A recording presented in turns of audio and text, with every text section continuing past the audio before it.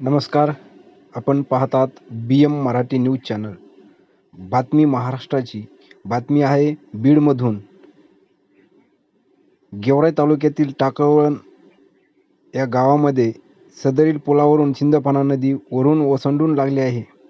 नदीने धोक्याची घंटा या ठिकाणी ओलांडलेली आहे. सिंदफणा नदी दुथड्या वाहू लागली आहे.